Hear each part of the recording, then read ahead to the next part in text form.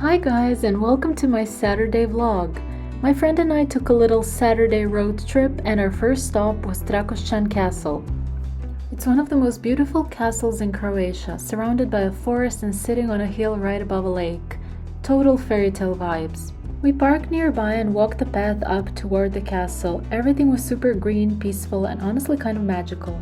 And then I showed up in the most not castle appropriate outfit ever. Totally Y2K Cali girl energy. Even my friend said I looked like I stepped out of 2000s music video, so yeah, MTV, welcome to my crib.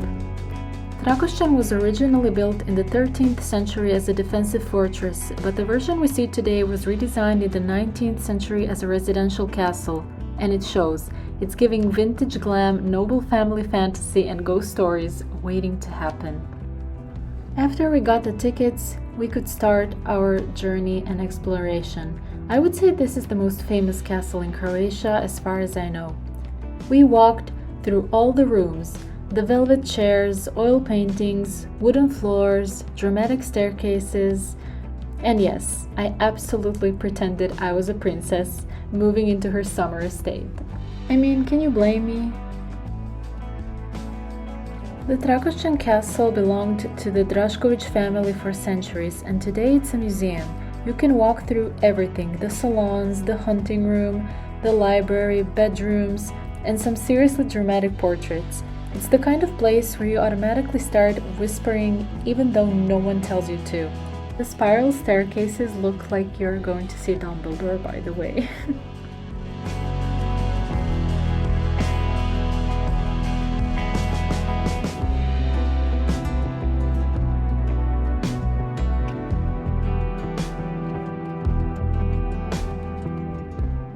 There's also a staircase that leads to a tower you can go to for views, and if you're into vintage weapons, the armory has everything from swords to rifles.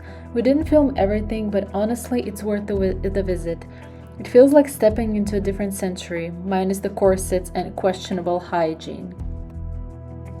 After the castle, we made a spontaneous stop at Rose's designer fashion outlet, because it was in the way and we were curious. Well, let's just say expectations not met. It looked like a ghost town. I'm pretty sure like 70% of the shops are permanently closed. The few that were open had really random selections, and when something was heavily discounted, it felt like it came from 2014. The Calvin Klein jeans store was a small window. They had a few cute things, and I found this pale pink zip-up hoodie that was actually 50% off. Tried it and took it home. So that was a success, and also bought a pair of New Balance socks just because I needed them, and I don't even think they were on a discount.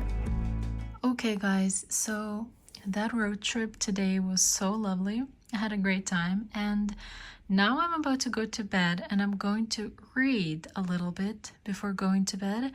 And I just had this random idea to give you a tour of my nightstand. This is so ridiculous, and this situation changes from time to time, but this is just kind of how it's looking at the moment. So I'm just gonna give you a tour. Obviously I have a glass of water that I need to top up. Just have this little hair clip, which is adorable. Here I have a lamp, and I put it on top of this little acrylic drawer thing, which contains my lip products. Yes, maybe it's a little bit of a random place to keep my lip product, because the rest of my makeup is not here. It's not in my nightstand. I felt like this lamp needed some height. I like this lamp, but it's very short, and I kind of like to have different levels on my nightstand, if that makes any sense. So I put it on top of this drawer, and like the size is absolutely perfect. So I don't know, I just currently it's like this, and it's kind of cute, I guess. And the same with my makeup brushes, are kind of random being here, but I don't know, I didn't know where else to put them so they can stand up like this, and I just think they look okay here. So here I have a Jo Malone candle, a grapefruit one, which I have not burnt yet at all. but I just love the way it looks, and yeah, I just keep it here. Oh, and the brushes are standing on top of a Ladurée box, which is special to me because we don't have Ladurée in my country, and this one was brought from London, so. And what I think could be the most interesting thing, potentially, is kind of the stack of books that I'm currently, let's say, reading. Plus my 5-minute journal is also here, which I have not been keeping up with as much as I should daily, unfortunately, but I'm really on a mission to get back to that because it is a helpful thing. So, I usually do prefer to read one book at a time, but all of these books are so different and I read them when I'm in different moods, if that makes sense. So this one, In a New York Minute by Kate Spencer. I love this cover, by the way. I'm obsessed with this cover. I don't know, it's so cute. I know it's just an illustration, a lot of books have it, but this one is kind of different to me because it shows like a whole scene, and I love the colors. I love, you know, the New York buildings in the background. I don't know. I just love it. So this book, this is how much I've read so far. This book is, well, a romance, as you can see. I think the cover pretty much gives it away. I absolutely love it. I love it so far. When it comes to trope, there is a meet cute moment, and it's just so cute, you know. It's so cute. It's not one of those romance that will make you cry. I don't think so, at least not so far, because I don't want to cry. Like, I don't want to read currently. I'm not in a mental state where I want to read a book that will make me cry and some like super sad romance. No, this is like a chick lit classic type of book. I feel like they could make a romantic comedy movie out of this. It's so adorable. I love the characters. I love the way it's written. It's so easy, casual, so cute. I love it. Okay, so then we have my 5-minute journal. And then we have this book, Bad Eater by Kylie Lee Baker. Now, this is a really new book. I'm pretty sure this book came out this year. I would highly, highly recommend this book. It is incredible so far. This is how much I've read. Look at this little dangly bookmark.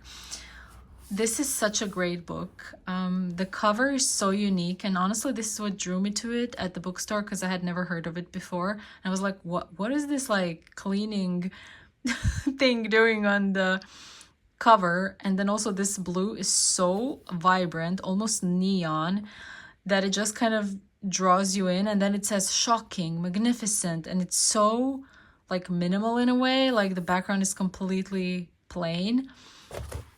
This is what it looks like. So this is pretty much a horror.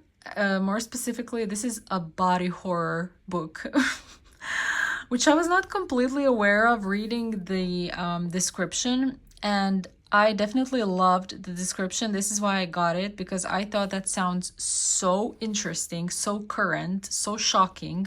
But I didn't really get the impression that it would be a body horror book. However, it is.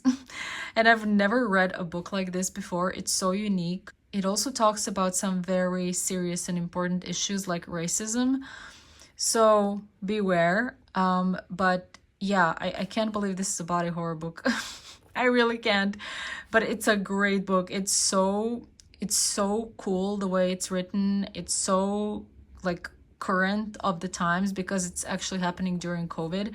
It's set in New York, and it's great. I would definitely recommend it.